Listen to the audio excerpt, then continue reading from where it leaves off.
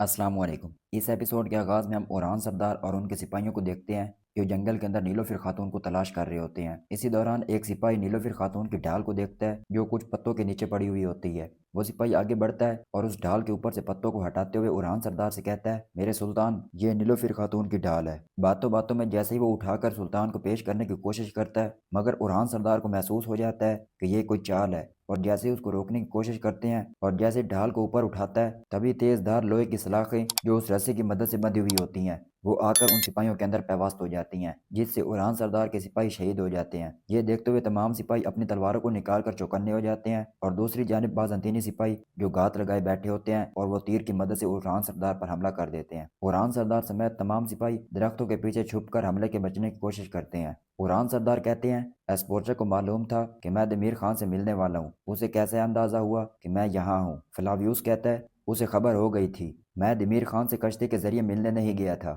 یہ سنتے ہوئے اوران سردار کہتے ہیں، اگر ہمت ہے تو آ کر مجھے پکڑ لے، اور اسی کے ساتھ وہ اپنی تلوار کو نکالتے ہیں اور آگے بڑھنے لگ جاتے ہیں۔ یہ دیکھتے ہوئے اوران سردار کے تمام سپاہی بھی آگے بڑھنے کی کوشش کرتے ہیں، تبھی دونوں فوجوں کے درمیان تلواریں چلنا شروع ہو جاتی ہیں۔ جنگ کے دوران فلاویوس درخت کے پیچھے کھڑا ہوتا ہے، مگر کچھ دیر بعد ہمت کرتے ہوئے جنگ میں شامل ہو جاتا ہے۔ شہزادی اسپورچا اپنے سپاہیوں سے کہتی ہے، اوران اور فلاویوس کے سوا سب کو قتل کر دو۔ وہیں کھڑے باقی بازنطینی سپاہی جو اپنی تلواروں کو نکالتے ہیں اور فلاویوس کی جانب بڑھنے لگ جاتے ہیں۔ جیسے ہی بازنطینی سپاہی فلاویوس کے قریب آتا ہے، فلاویوس کے صبر کا پیمانہ لبریز ہوتا ہے اور وہ اپنے ہی بازنطینی سپاہیوں کو موت کے گھاٹ اتار دیتا ہے۔ کچھ دیر بعد جیسے ہی شہزادی اسپورچا کو معلوم ہوتا ہے کہ اس کے بازنطینی سپاہی مسلسل قتل ہو رہے ہیں، وہ فوجیوں کو حکم دیتی ہے کہ ہم پیچھے ہٹ رہے ہیں، اور اسی کے ساتھ ایک بازنطینی کمانڈر سے کہتی ہے، ہم اوران کو دوسرے جال میں پھنسائیں گے۔ تبھی وہ کمانڈر اپنے بازنطینی سپاہیوں کو پیچھے ہٹنے کو کہتا ہے۔ جیسے ہی وہ سپاہی پیچھے ہٹنے لگتے ہیں، ایک سپاہی اوران سردار سے کہتا ہے، میرے سردار، وہ ٹھہر نہیں سکے، وہ منتشر ہو رہے ہیں۔ فلاویوس اوران کے پاس پہنچتا ہے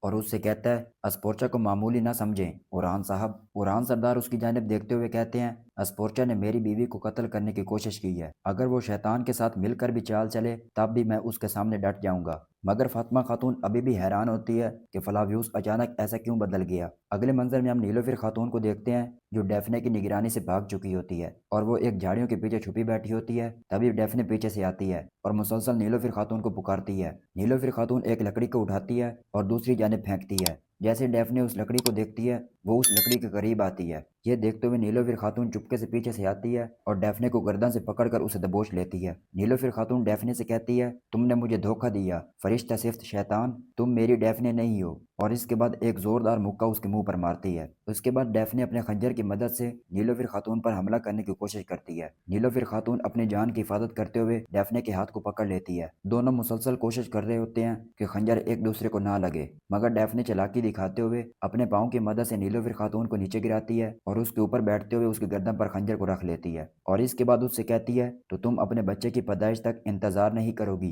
ہے نا؟ یہ کہنے کے ساتھ وہ اپنے خنجر کو فضا میں بلند کرتی ہے اور پھر تیزی کے ساتھ زمین کے اندر مارتی ہے۔ ادھر ہم اوران سردار اور ان کے سپاہیوں کو دیکھتے ہیں جو جنگل کے اندر مسلسل نیلوفر خاتون اور اسپورچا کو ڈھونڈ رہے ہوتے ہیں۔ اوران سردار اونچی آواز میں کہتے ہیں، اسپورچا، بل میں چھپنا بند کرو، باہر آؤ اور میرا مقابلہ کرو۔ اسی دوران ہم شہزادی اسپورچا اور ان کے سپاہیوں کو دیکھتے ہیں جو دوسری جانب کھڑے اوران سردار اور ان کے سپاہیوں کو اپنی طرف آتے ہوئے دیکھ رہی ہوتی ہے۔ اوران سردار مزید کہتے ہیں، باہر آؤ، میری بیوی سے دشمنی کا حساب چکا دوں گا۔ اسی دوران بازنطینی سپاہی اپنی تیر کو لیتے ہوئے چاروں جانب سے اوران سردار کو گھیر لیتے ہیں۔ کارا خلیل اونچی آواز میں کہتے ہیں، سلطان کی حفاظت کرو، ڈھال کی دیوار بنا لو۔ بازنطینی سپاہی اوران سردار اور ان کے سپاہیوں پر تیروں کی برسات کر دیتے ہیں۔ جیسے تیروں کی برسات کو ختم کرتے ہیں اور اس کے بعد چند دھویں دار جھاڑیوں کو ان کی طرف پھینکتے ہیں، جس سے پورے جنگل کے اندر دھواں پھیل جاتا ہے۔ اس کے بعد بازنطینی سپاہی اپنی تلواروں کو نکالتے ہیں اور اوران سردار پر حملہ کر دیتے ہیں۔ جنگل کے اندر اتنے تیز دھوئیں کے ساتھ لڑنا بہت مشکل لگ رہا تھا۔ اوران سردار کے سپاہی بازنطینی سپاہیوں سے لڑ رہے ہوتے ہیں